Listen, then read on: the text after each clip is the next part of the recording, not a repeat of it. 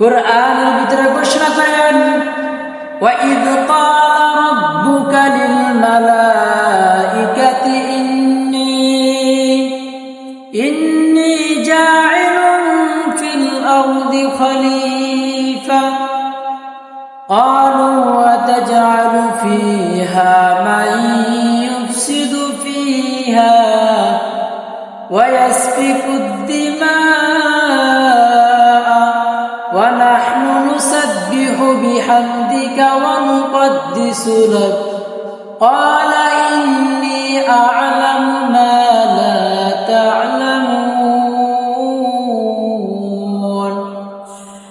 আল্লাহ পাক রব্বুল আলামিন বলেন, আমি সমস্ত ফেরেশতাদেরকে উপস্থিত করে বললাম, ও ফেরেশতারা তোমরা শোনো, ইন্নী জাইলুন ফিল আরদি খলিফা, নিশ্চয় আমি জমিনের ভিতরে একজন খলিফা প্রতিনিধি পাঠাবো।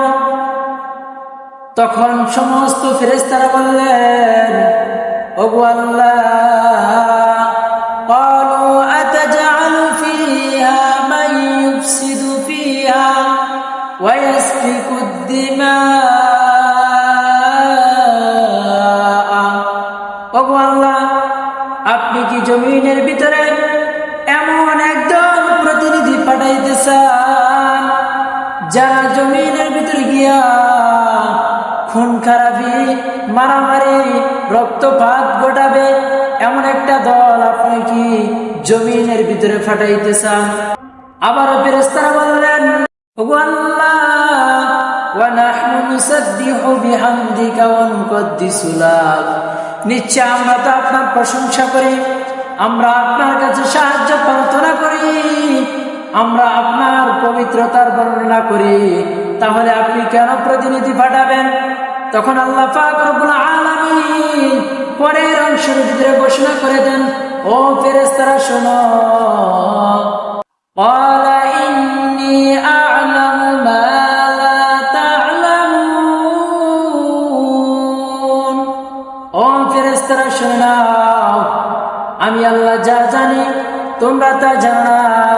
আমি আল্লাহ জানি দুনিয়ার বুকে মানুষ সৃষ্টি করলে কি হবে না হবে, একমাত্র আমি আল্লাহ ভালো জানি। তখন আল্লাহ পাক রব্বুল আলামিন হযরত আদম আলাইহিস সালাতু ওয়াস সালামকে কাদা মাটি থেকে সৃষ্টি করলেন। সৃষ্টি করার পরে আদম আলাইহিস সালাতু ওয়াস সালামকে সমস্ত ফেরেশতাদের সামনে আনলেন। আনার পরে সমস্ত ফেরেশতাদেরকে বলতেছে, وَإِذْ قُلْنَا لِلْمَلَائِكَةِ اسْجُدُوا لِآدَمَ, ও ফেরেশতারা, তোমরা সকল ফেরেশতা আমার আদমকে সিজদা করো। সমস্ত ফেরেশতারা আল্লাহ তাআলার আদেশ অনুযায়ী আদম আলাইহিস সালাতু ওয়াস সালামকে সিজদা করলেন।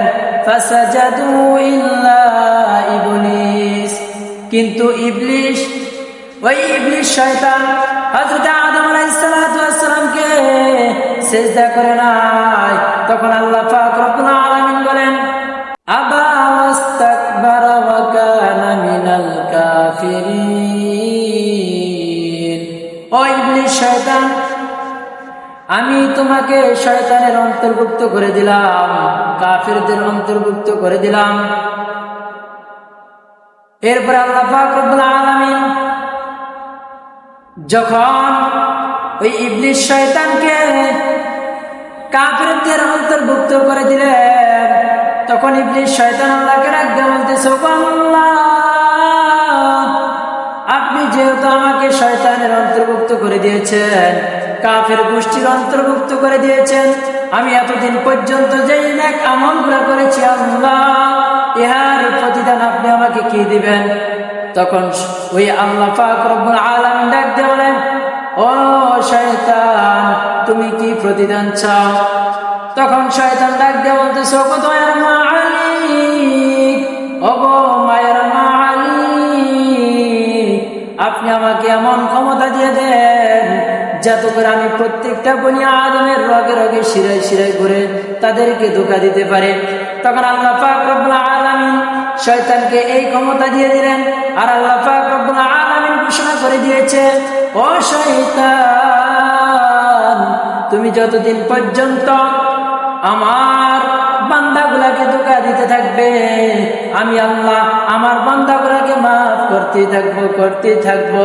তুমি একবার ধোঁকা দিবা, আমার বান্দা সে আমার কাছে মাফ চাইবে, সঙ্গে সঙ্গে আমি মাওলা আমার বান্দাকে মাফ করে দেব। তুমি যদি মৃত্যুর আগ পর্যন্ত যদি আমার বান্দাগুলাকে ধোঁকা দাও, তাহলে আমি আল্লাহ ওই মৃত্যুর মুহূর্তে যদি একবার বলে লা ইলাহা ইল্লাল্লাহু মুহাম্মাদুর রাসূলুল্লাহ, তাহলে আমি আল্লাহ সঙ্গে সঙ্গে আমার বান্দাকে মাফ করে দেব। সিল্লা বলুন সুবহানাল্লাহ।